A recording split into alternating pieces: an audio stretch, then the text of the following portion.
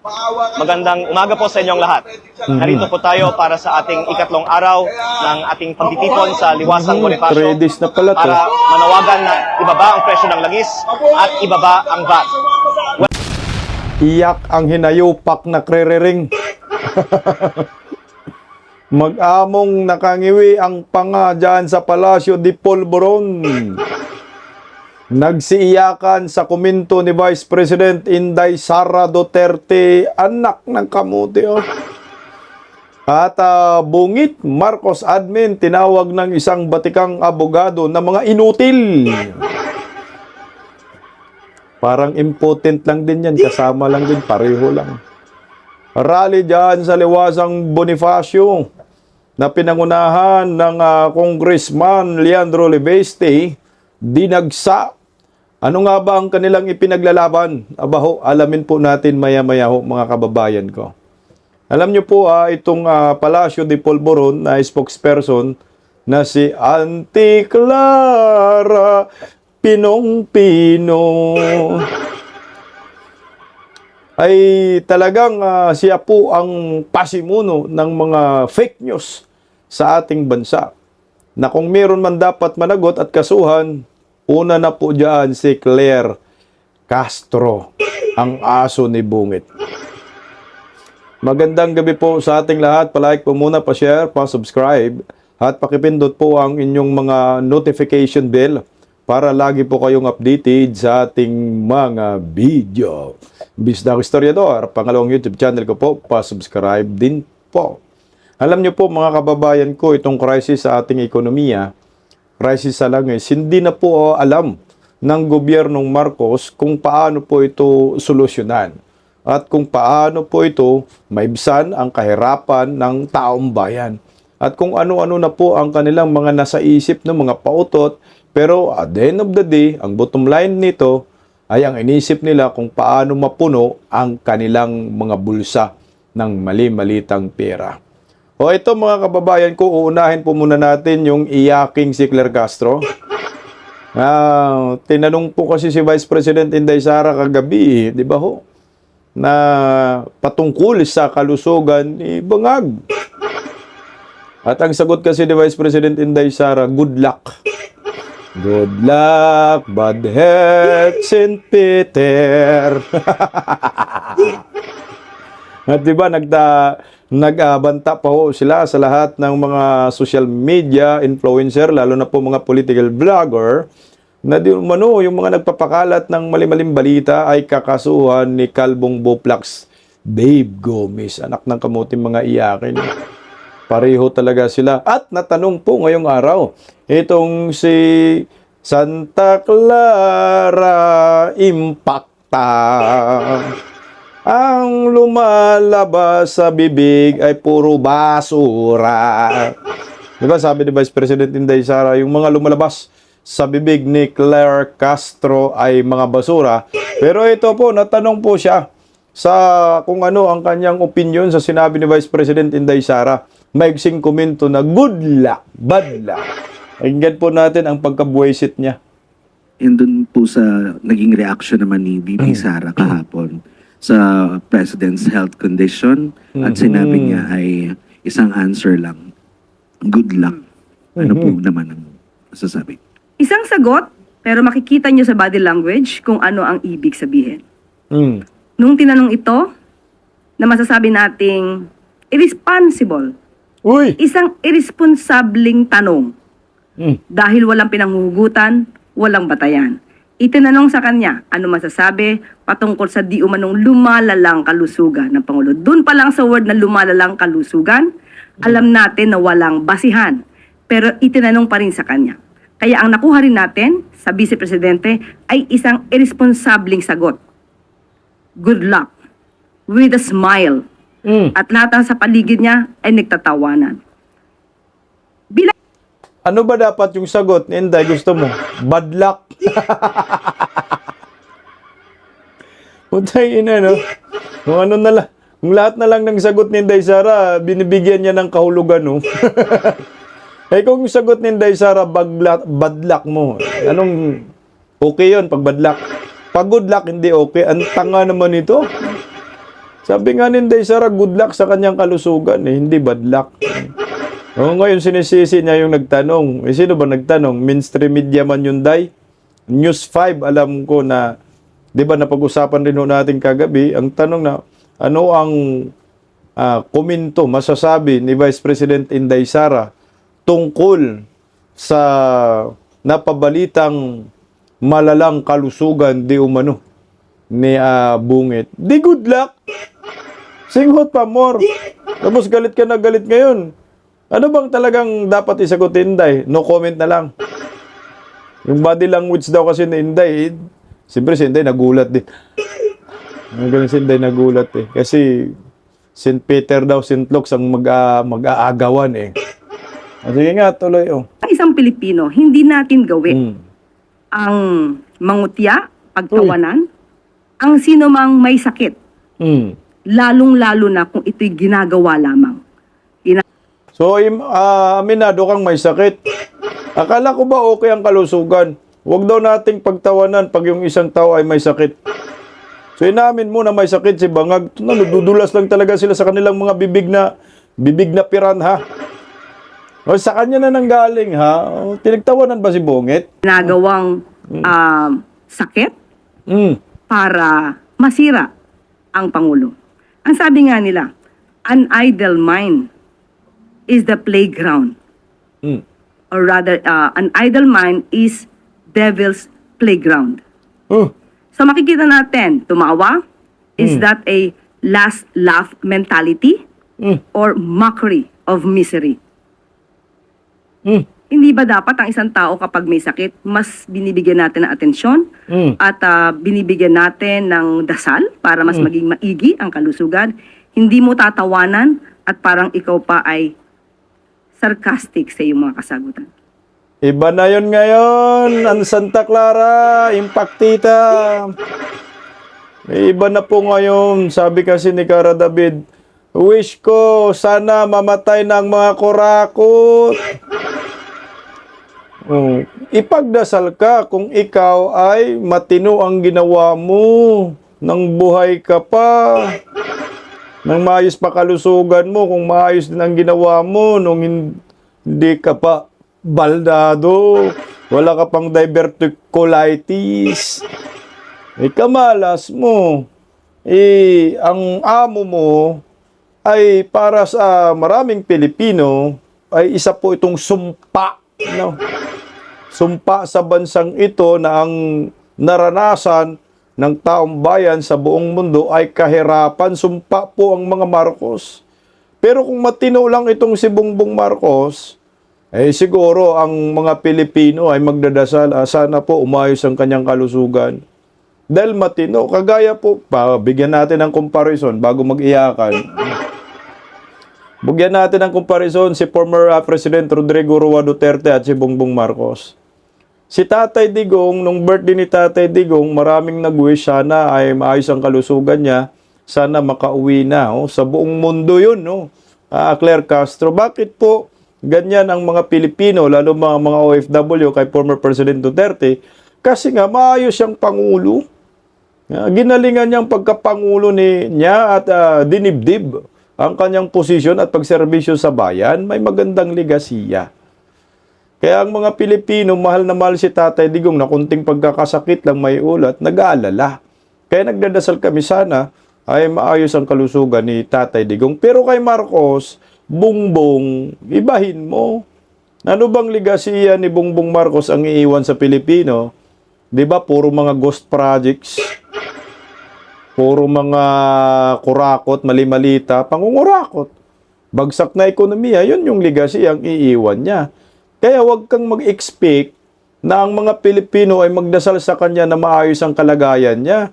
Normal po yan na expression sa galit ng taong bayan ngayon na kung ano-ano na po ang nangyari na kahirapan sa ating bayan na dinanas ng maraming Pilipino. Aba, normal. Hindi ka po makakarinig na sana maayos ang kalusugan ni Bangag. Meron siguro, may busal na mga trolls mo dyan sa social media. Ang account, puro Indiano. Ito, na-criticize din kasi si Bongbong Marcos yung patungkol sa Bataan. yung araw ng kagitingan nga ho kagahapon dahil AI, yung maraming nagsasabi AI lang po yan, yung paglabas ni Bungit no diyan sa Bataan di Umano hanggang ngayon marami parang spekulasyon. Mga edited, mga old videos ang itong sagot ni Santa Clarang Demonyeta. Si Calvo pa rin ang nagtanong. Ito pakinggan natin. Alam naman ng mainstream media ang katotohanan. So tayo, yung mga matitino Uy. na taga mainstream media, yung mga matitino na nasa social media, kayo na po ang magpatunay kung ang nakikita nila na ginagampanan na event o pinupuntahan na Pangulo na event ay AI lamang o totoo. AI So nga, kayo po ang maaaring makatulong din sa amin dahil on our part, on the part of the government, ginagampanan lamang po ng Pangulo ang kanyang obligasyon para sa taong bayan at Uy. para sa bayang ito. Kung mayroong mga naninira, alam naman natin kung saang parte ito nang gagaling. At suportahan natin mismo ang gobyerno at labanan natin ang fake news. Oo, labanan natin ang fake news. Ikaw, ikulong ka. Naninira. Sinong sinisira? Si Bongbong? Matagal nang sira yan. Alam mo, Claire Castro, parang ngayon ka lang ipinanganak. Ang mga Marcoses, matagal nang mga sira. No? Wala nang ano yan. Wala nang sisirain yan. Sirang-sira na nga ho eh. Lalong nasira pa dahil si Bongbong Marcos walang kwentang pagkapangulo, hindi niya inayos yung kanyang tungkulin sa Pilipino bilang leader ng ating bansa. Hinayaan niya mangurakot yung kanyang mga kalyado, nakisawsaw pa siya sa paglilima sa kaban ng bayan. May asawa pa siya, budlat din ang mata. Meron pa siyang anak, lalo ng budlat ang mata. Anong direksyon? Maglima sa kaban ng bayan. May pinsan pa siyang tambaluslos. Anong direksyon? Maglima sa kaban ng bayan. Meron pa siyang mga lipuri sa kongreso. Anong direksyon? Maglima sa kaban ng bayan. Anak ng kagwang. Sabi nga ni Cara David, sana mamatay ng mga kurakot. Tulungan natin ang gobyerno. Pero kayo, tinulungan ba ninyo ang gobyerno? Hindi. Nagpakasarap kayo at hinayaan po ninyo bumagsak ang Pilipinas na hindi na po ito makabangon pa. Kaya kung may malasakit kayo, maganda, payuhan mo si Bangag, mag-resign ka na lang. Umiyak, no? Iyakin ang mga hinayupak. Ito pa, lalo pa ho ito.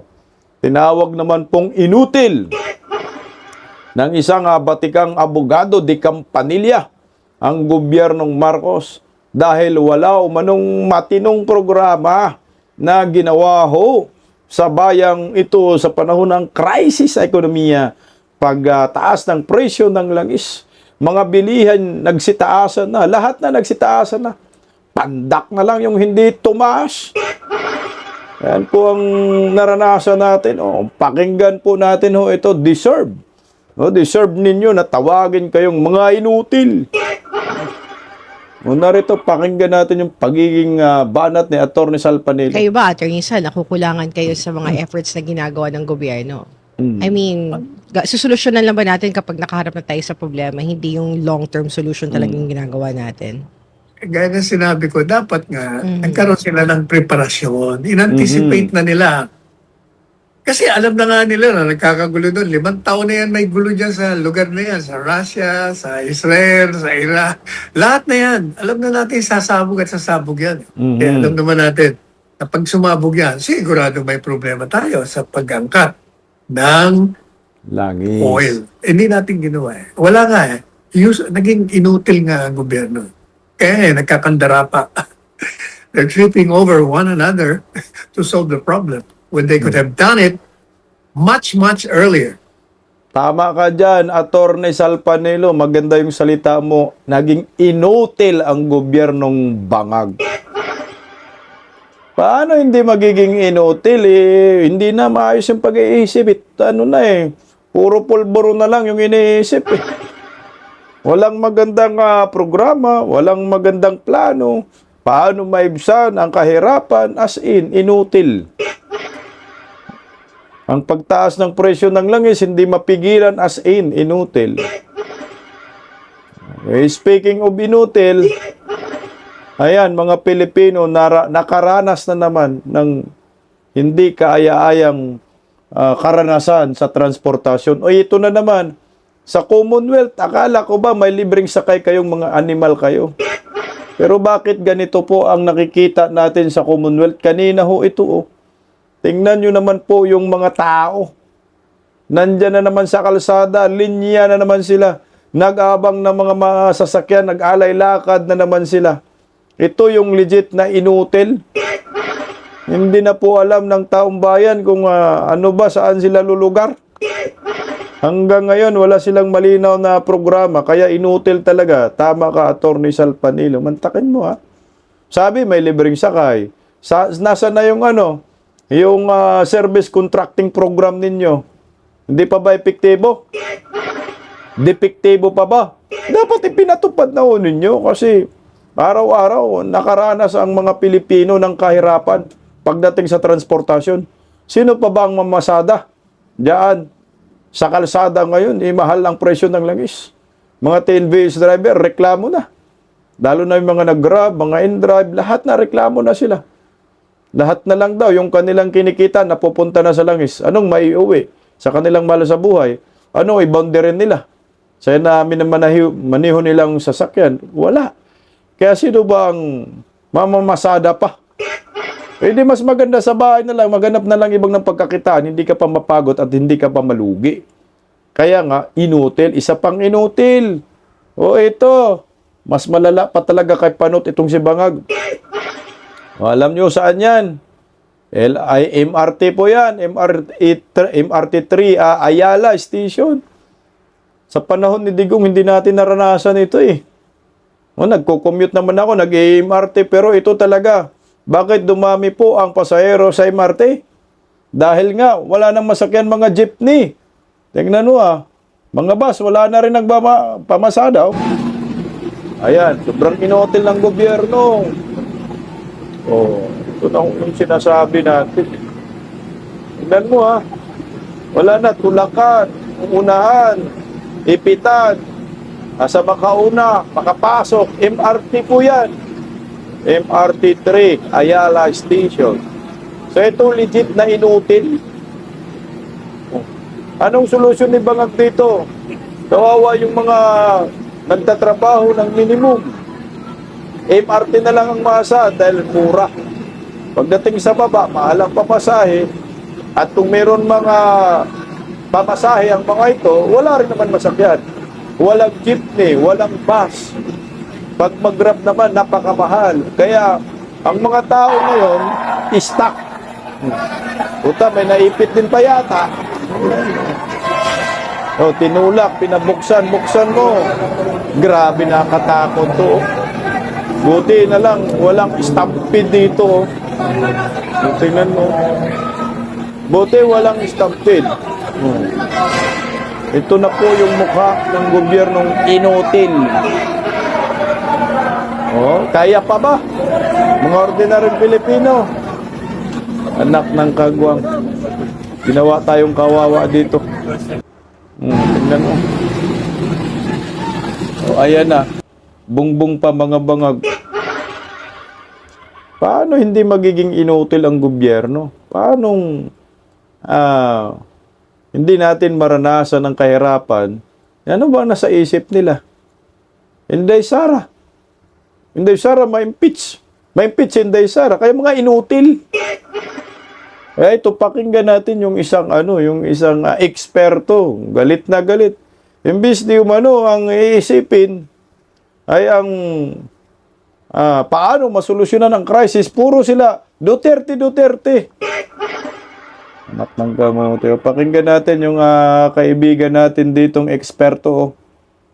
Kaugnay pa rin po ng issue ng oil crisis situation, sir, ay ano naman po ang inyong masasabi ngayon dahil nga po sa kabila ng mga nangyayari ngayon sa ating bansa ay parang inatupag pa rin ng ating pamahalaan itong pag-impeach kay Vice President Sara Duterte dahil nga ngayon ay ang issue ay nagkakaroon ng pagdinig or yung parang ongoing yung impeachment proceedings sa House Committee on Justice. Ano po sa tingin nyo or ano pong masasabi ninyo kaugnay po sa issue ito? Dapat bang unahin muna ng gobyerno itong nangyayari sa ating bansa o politika? Ano po ang inyong komento? Yung pang isa, no, dapat ang ating gobyerno nakatutok sa economic problems natin, hindi puro politiko. Ito, sinimulan nito from the very start, yung politics na ina-attack lahat ng mga kalaban ng kasalukuyang administrasyon. Lalo ngayon, dapat bitawan na muna ito at i-prioritize yung mga problema sa ating bansa, gaya ng economic problem dahil dito nga sa pagtaas ng krudo and other economic problems, pagtaas ng bilihin, yung inflation, dapat yan ang mga tinututukan. Correct. Hindi itong ating House of Representatives nakatutok pa rin sa impeachment. Isang bagay, dapat hindi ko sinasabing itigil nila dahil ano naman yan, pwede siguro lang ituloy, yan, pero Santabi. bigyan nila ng mas tuon yung mga socio and economic problems natin na napakalaki, lalo na ngayon na baon tayo sa utang. Correct. Ang inflation rate natin napakataas na.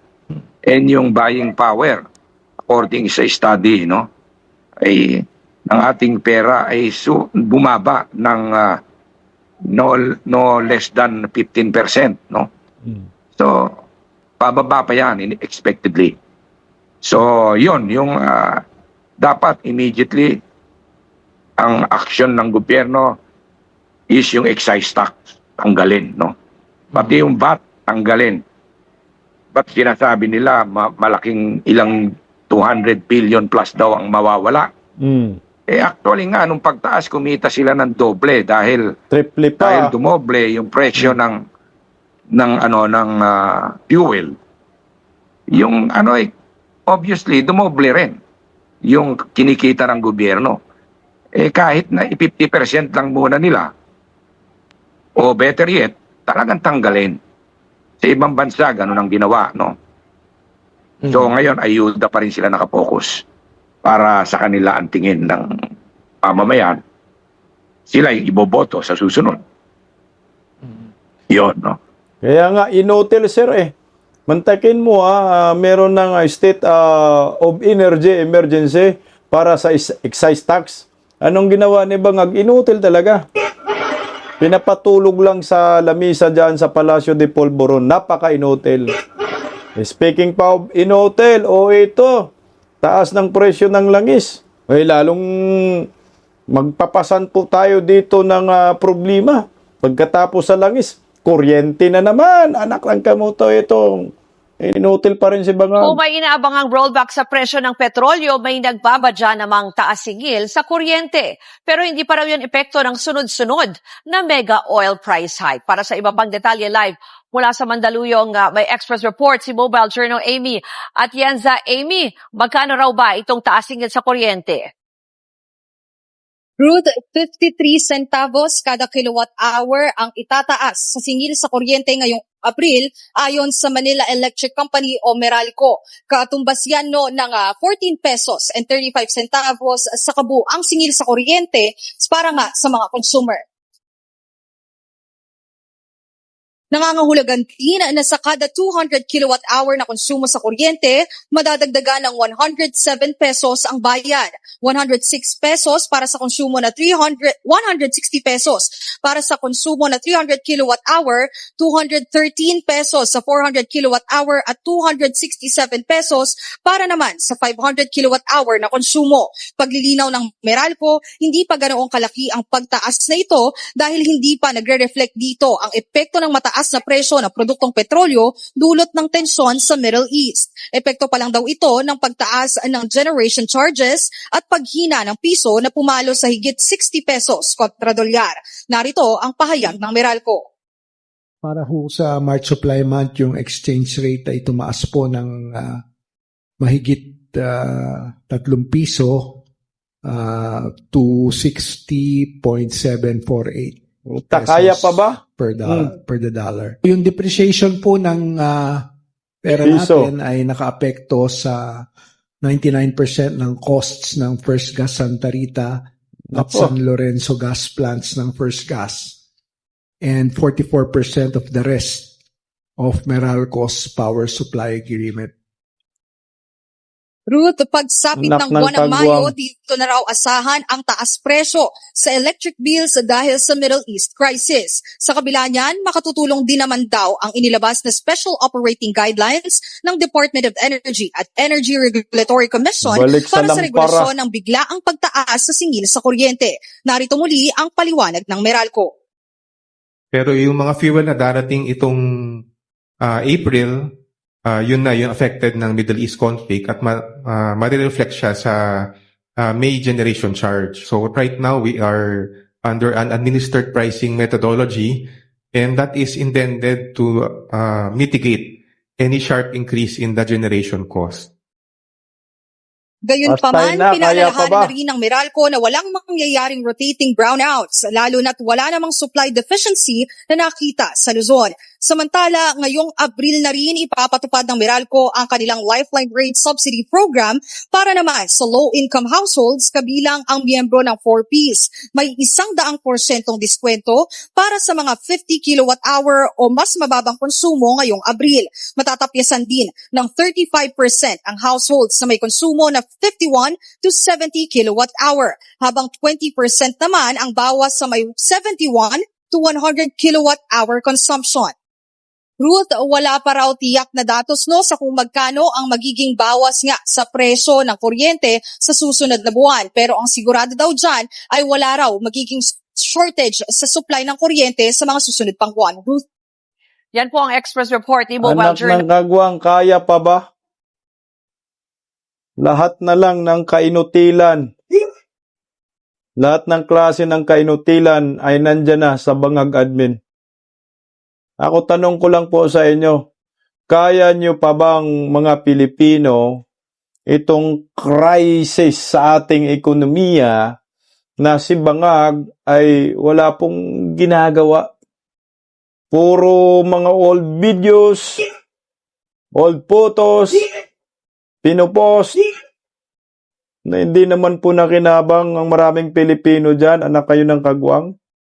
Dapat long-term solution, hindi yung puro ayuda ka lang. Mag-ayuda ka ngayon. Kung ngayong araw din, ubos yung inayuda mo.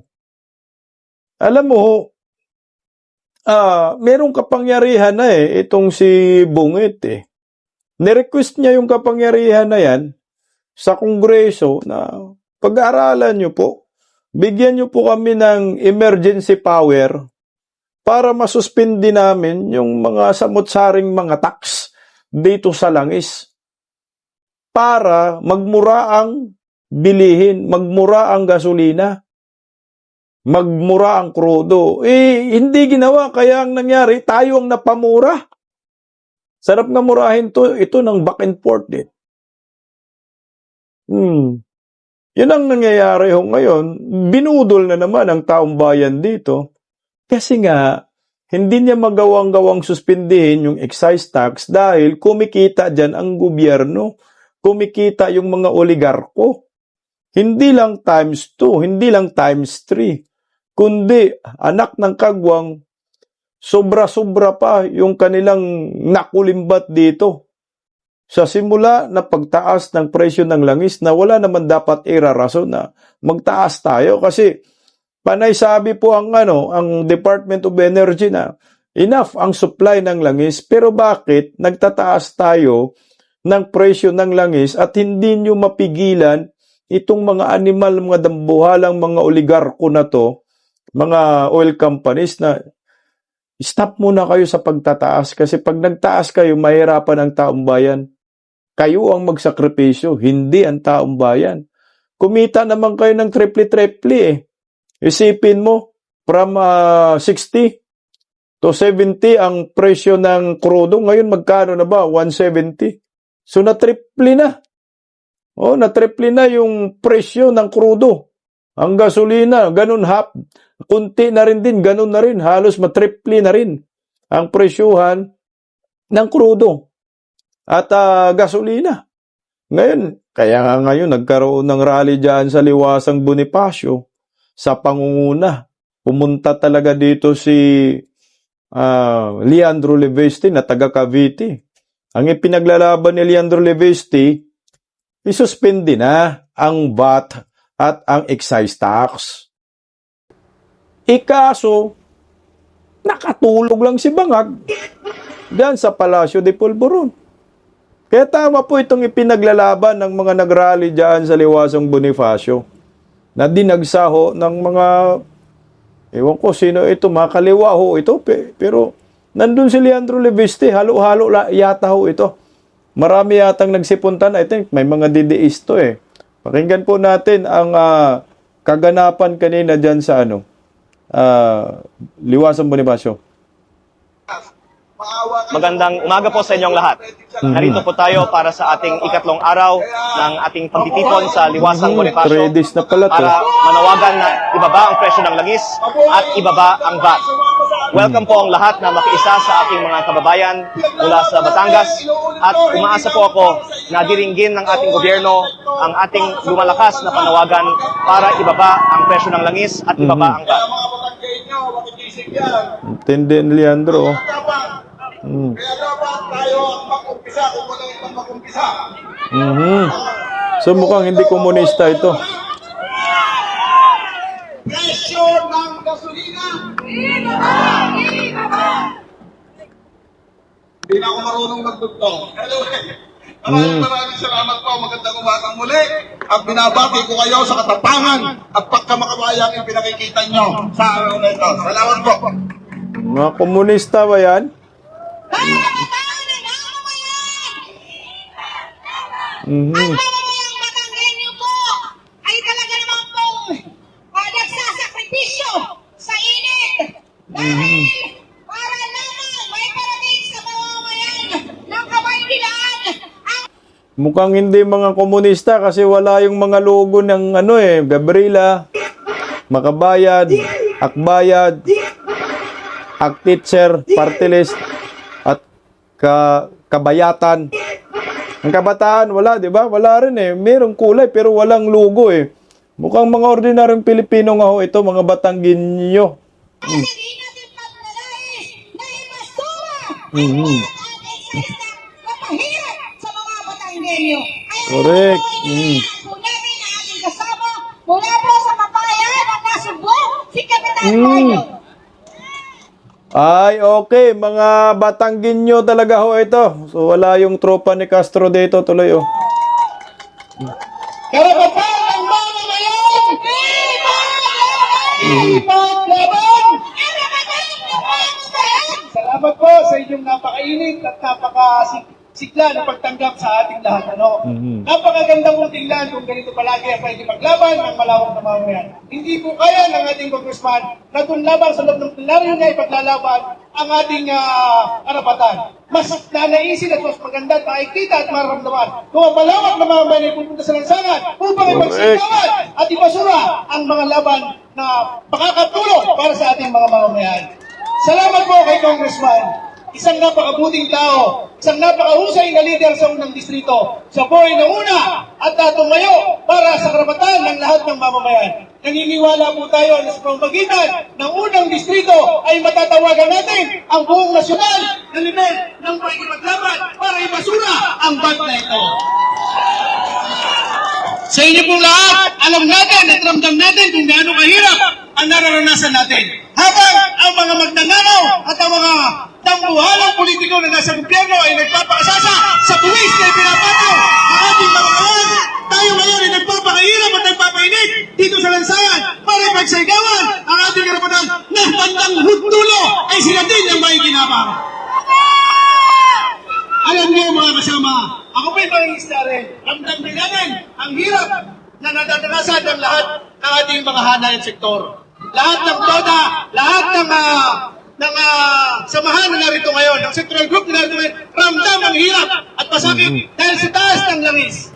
Alam niyo ho, ang ating mga kasamang politiko na ngayon ay nakaupo sa gobyerno, pag pumunta sa gasolinahan, magpupuntang ng tangke, wala mayroong pira dahil ang kanilang kukuhanin ay piyo galing sa buwis ng mamamayan.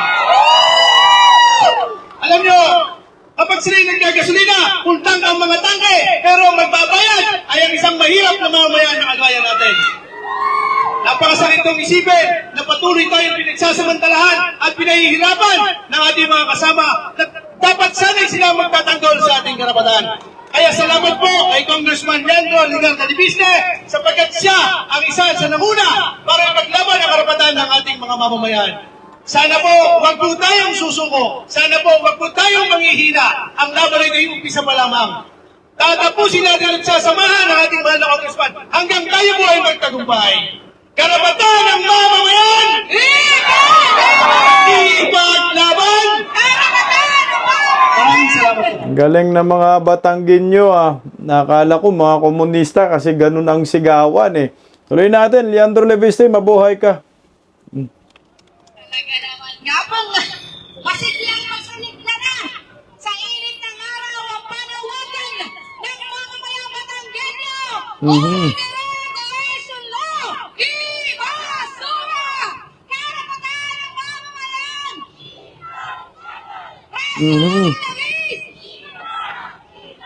Sahod! Itaas! Preso! At ngayon naman po ang ating tagapagsalita mula po sa Barangay Wawa. Si Benjamin Andal, inaanyahan po kayo sir dito para magbigay po ng inyong mensahe. Benjamin Andal, Yan, palaban. kung naririnig, dito po kayo sa unahan para magbigay po ng inyong mensahe ng pakikisa. Wala dyan si Babalo eh. Wala dyan yung mga kaliwa. So hindi ito mga kaliwa. Talagang mga Batanggenyo legit po ito. Yung nagrarally dyan sa Liwasang Bonifacio, balita ko. Magandang tanghali po sa inyong lahat, sa ating lahat, sa lahat po ng mga nakikinig. Ako po ay isa lang maliit na mga isda na nakiisa para sa ating alituntunin, sa ating pinaglalaban, para sa ating mga mahihirap. Ibaba ang langit, lahat ng petrolyo. Kami mga maliliit na mga isda ng Barangay Wawa na sa Batangas ay nag-isa para sa hangarin. Kawawa naman. Ibaba ang lahat na tumataas. Sa pangyayari ko po, ang matataas, lalong tumataas. At ang mabababa, ay lalong bumababa. Hindi na kaya kamutin daw ang presyo, lahat ng bilihin. Kaya tayo mahihirap, ay lupo na. Maraming salamat po, Congressman Leandro Ligarda Libisne, sa tulong po niya, mga kababayan. Tayong lahat ay naririto para iparating sa kanila ang ating hinanahin. Ang ating paghihirap, mga mangingisda, sektor ng mangingisda, sektor ng magsasaka, at sektor ng manggagawa. Lahat na po. Maraming salamat po. Ibaba yung mga mataas. Sa iyong mensahe napakakaisa. At ang ating pong panawagan, ba't alisin? Yan. Tanggalin! Ulit po, ba't alisin? Tanggalin! At ngayon naman po ay hahatol na po tayo sa dulo ng ating programa para po lagumin ang ating programa mula po kaninang umaga at hanggang sa kasalukuyan. Tinatawagan po natin ang ating tagapagsalita na si Kagimo Hernandez. Sang makauri at mapagpalayang araw sa lahat ng magigiting mula sa unang distrito ng Batangas. Mga kasama, mabuhay kayo sapagkat tinatawag kayo ng pagbabago, tinatawag kayo para isilin ang taong bayan. Ang labang ito ay laban ng taong bayan para wakasan ang pagpapahirap sa ilalim ng Anti-Regulation Law at ng pagtaas ng presyo ng land. Ba't ibaba, bangag, ibaba rin. Ba't ibaba, bangag, bumaba. Ang tangingot naman kasi. Nag-request ka ng excise tax. na dapat daw masuspindi sa pamamagitan ng emergency power, binigay sa'yo, wala kang ginawa, ang tanga. Kaya okay itong ipinaglalaban ninyo mga tol. Pakinggan natin yung Leandro Levisti. Ang Pilipinas ay isa sa may pinakamataas na presyo ng langis sa Asia dahil sa mga buwis na pinapataw ng ating gobyerno. Habang ang ibang mga bansa ay nagbibigay ng subsidiya para pababain ang presyo ng langis, ang Pilipinas ay may pinapatong na 12% VAT na lalo pang nagpapamahal sa langis. Napatunayan na rin na limitado ang kapasidad ng gobyerno na magbigay ng ayuda, kaya mas mabuting bawasan na lang ang buwis para direktang makatulong sa tao. Malinaw ang solusyon. Ibaba ang VAT sa 10% para sa lahat ng bilihin o isuspindi ang VAT para sa langis. Kapag gusto ng gobyerno, may paraan tulad ng pagbawas ng gastos at pangongolekta ng mas progresibong buwis. Ipakita natin sa gobyerno na marami tayong sumusuporta rito at hindi tayo titigil hanggat hindi napapababa ang VAT. Galing mo, Leandro Levisti. Dapat bumak up ka na dito, Kiko Barsaga. Yung mga kongresista na mga bagits, kailangan po natin ang inyong mga katapangan. Sana sanipwersa kayo, Kiko, Leandro Levisti at yung isa pang Marcolita. Sama rin Bong Suntay. Kasi ang taong bayan, hirap na dito sa hinayupak na napaka-inutil na gobyerno. Ngayon, hinayaan lang talaga tumaas ang presyo ng langis. Walang pakialam. Nag-ayuda ang buwang. Tapos sila rin naman nakikinabang sa ayuda. Mapupunta kayo sa tamang tao? Benepisyaryo? Malamang hindi. Papilahin na naman yung mga tsoper. Himatayin na naman. Ginagawang patay gutom. Para sabihin, pagdating ng eleksyon, boboto, long term. Lahat ng mga Pilipino, saan man panig ng Pilipinas, saan man panig ng mundo, nahihirapan. Bakit? Manila lang ba ang tumaas ang presyo ng mga bilihin at langis? Hindi. Buong Pilipinas. Pero nasa ng ayuda? Nasa Maynila lang. Mantakin mo, nasa Imperial Manila lahat. Nasa NCR. Marami pa kang hindi nabigyan ng ayuda doon sa Luzon, Visayas, Mindanao. Tapos ngayon, nasa Maynila na naman. Putang inumin. Kaya, isa lang po ang verdict natin dito kay Bangag. Tama yung sinabi ni Atty. Salpanilo na inutil ang gobyernong Marcos. Ano pa ba? Di, chick! Pagising sa umaga, tanghali at gabi, nakikita ko ang post niya, ang hapdi. Paano nga ba to? Di ako makatanggi. Watch ko na lang at isipin ng mabuti. Bisdak Pilipinas. Bisdak, tinig ng katotohanan. Sa bawat vlog may laban sa kasinungalingan. Mulat ang mata, gising ang masa. Bisdak Pilipinas, para sa bayan, gumigising sa diwa. Sa likod ng kamera, tapang ang dala, walang sinasanto kung mali ang gawa. Hinay-hinay, pero palaban. Boses ng tao sa digital na labanan. Bisdak, tinig ng katotohanan. Sa bawat vlog may laban sa kasinungalingan. Mulat ang mata, gising ang masa. Bisdak Pilipinas, para sa bayan, gumigising sa diwa.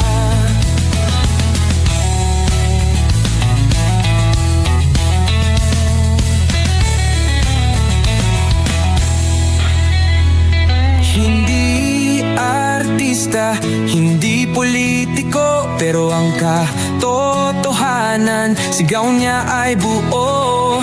Sa YouTube o Facebook man siya makita, may aral ka pa rin, may uri sa bawat salita.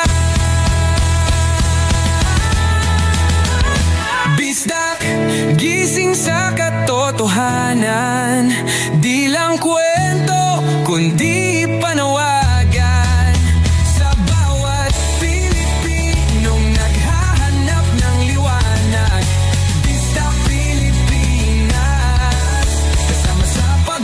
ng bayan. Pista Pilipinas, boses ng masa, gising ang diwa. Sa vlog mo, may pag-asa.